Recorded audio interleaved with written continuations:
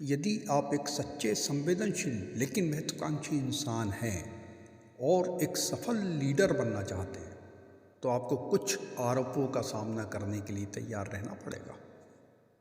यह 3 आरोप हैं। आप बहरूपीय हैं, धोखा देते हैं और झूठे हैं। ये आरोप नहीं, ये राजनीति का स्थायी चरित्र है। अपने ऑफिस, समाज, छोटी बड़ी राजनीति, मार्केटिंग फील्ड, खेल, जहाँ भी आप जिम्मेदारी लेने की बात करेंगे ये आरोप बाई प्रोडक्ट की तरह आपके जीवन में आ जाएंगे। लेकिन आप चिंता मत कीजिए। वीर सावरकर, गांधी, नेहरू, इंदिरा जी, विवेकानंद, सुभाष चंद्र बोस, अटल बिहारी वाजपेयी के जीवन में भी इन आरोपों ने अपनी भरपूर जगह बनाई थी। आइए देखते हैं आखिर ऐसा क्यों होता है। भारत विविधता, डाइवर्सिटी, इंडिपेंडेंस, स्वतंत्रता और सेकुलरिज्म मतलब धर्मनिरपेक्षता प्रधान देश है। यह तीनों ही सिद्धांत बहुत ही विपरीत हैं, लेकिन हमने इन्हें संयुक्त कर दिया है। विविधता बोलचाल में, भाषा में, संस्कृति में, स्वतंत्रता अभिव्यक्ति में, कर्म में, नियम में और कभी कभी अपने अपने कानूनों में, और धर्मनिरपेक्षता मतलब पर्सनल रिलीजन, अपना आचरण व्यवहार और अपने मासूम बच्चों की अपने हिसाब से मन माफिक कंडीशनिंग।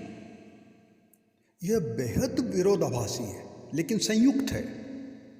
संविधान के ये तीनों सिद्धांत इन सर्वथा विपरीत लोगों को भी एक साथ रखते हैं, संयुक्त रखते हैं। लेकिन इसका ये मतलब नहीं कि ये एक हो गए। इसलिए जब भी उथल पुथल होती है तो समुद्र की गंदगी सतह पर आ जाती है।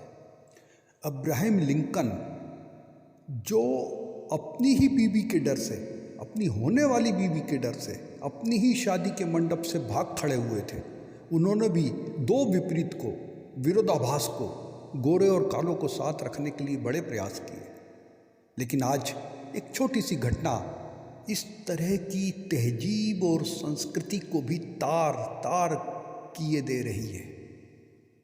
सारे विष, सारे जहर अंडर करेंट होते हैं, धरती पर यदा कदा नजर आते हैं। तो यह तो हुई ग्राउंड रियलिटी।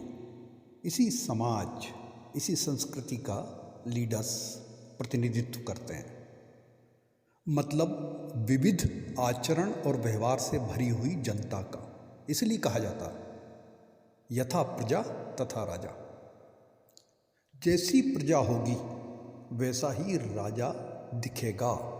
सारे गुण रिफ्लेक्ट होते हैं राजा में, जो आपके और हमारे अंदर है।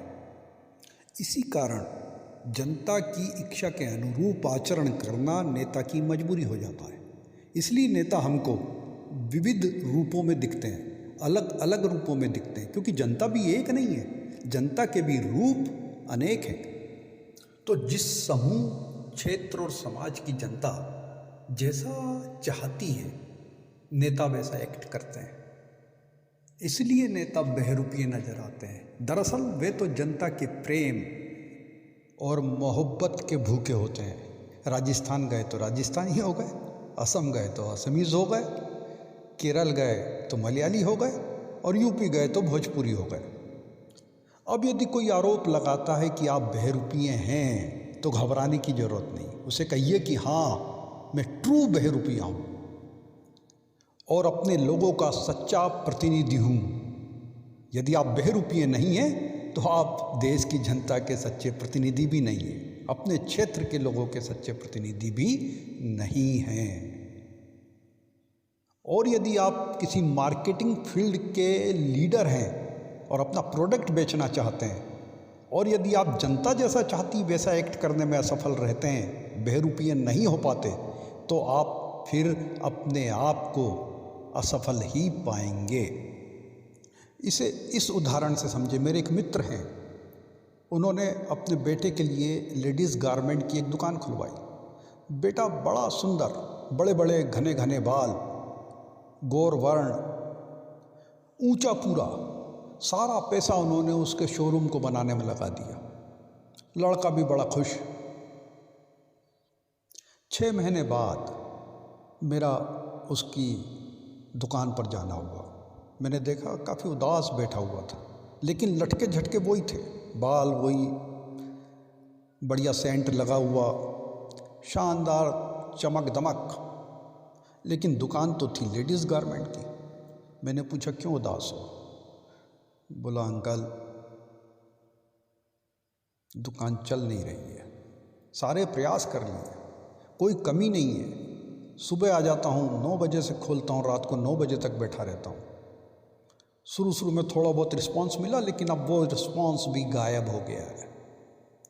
उसी समय एक महिला कस्टमर आई, तो एकदम से वो काउंटर से उठ के उसकी तरफ गया और बोला मैडम बताइए। वह 5-7 मिनट मैडम मैडम करता रहा, उसे कपड़े दिखाता रहा, मैं भी उसे देखता रहा, और अचानक वो लेडी अपने छोटे छोटे बच्चों को लेकर और वहाँ से चली गई। वो उदास होकर फिर मेरे पास आकर बैठ गया, फूट फूट कर रोने लगा। बोला पापा ने सारा पैसा लगा दिया, हम तो बर्बाद हो जाएंगे, लोन भी ले रखा है। मैंने उसे सांत्वना दी और उसको कहा कि मैं तुझे 3 बातें कहता हूँ, इन 3 बातों पर अमल कर, तुझे इसके अच्छे नतीजे मिलेंगे और ईश्वर ने चाहा तो तेरा धंधा फिर से चलने लगेगा। लगभग 6 महीने बाद मैं फिर उसके शहर में और उसके शोरूम पर गया। उसने स्वागत किया, लेकिन उसके पास समय बिल्कुल नहीं था, महिलाओं की भीड़ लगी हुई थी, और वो बोला आप बैठिए, बस मैं 2 मिनट में फ्री होता हूँ, और वो 2 घंटे तक फ्री नहीं हो पाया। मैं भी इत्मीनान से बैठा रहा। दुकान बढ़ाने का समय आ गया, तब वो मेरे पास आकर मेरे पैर पड़े और बोला आपके बताए सिद्धांतों से मेरी डूबती नैया पार हो गई, मेरा कल्याण हो गया। आप पूछेंगे वो 3 सिद्धांत कौन से थे? जनता की नब्ज को पहचानने वाले ये 3 सिद्धांत एक लीडर के लिए भी बेहद ज़रूरी है। जो 3 बातें मैंने उस कपड़ा व्यापारी को बताई थी वो थी, पहला कि तू लेडीज़ गारमेंट की दुकान चलाता है, तो सबसे पहले तो इन घुंघराले बालों को तिलांजलि दे दे। उसने सिर घुटवा लिया। दूसरा, मैंने उसे कहा कि तू ये सेंट लगाना छोड़ के तिलक लगाना शुरू कर, ऐसा लगे जैसे तू अभी पूजा करके आया है। उसने तिलक लगाना शुरू कर दिया। और तीसरा महत्वपूर्ण सिद्धांत कम्युनिकेशन का और कन्विंसिंग पावर का, मैंने उसे कहा कि तू कोई भी लेडी कस्टमर आए, छोटी बड़ी, उसे दीदी के अलावा कुछ नहीं कहेगा। तेरा संबोधन ही तुझे तेरी नैया को पार लगाएगा। मैं उस दिन उसकी दुकान पर 3 घंटे बैठा रहा, लेकिन उसने किसी को भी बिना दीदी कहे जाने नहीं दिया।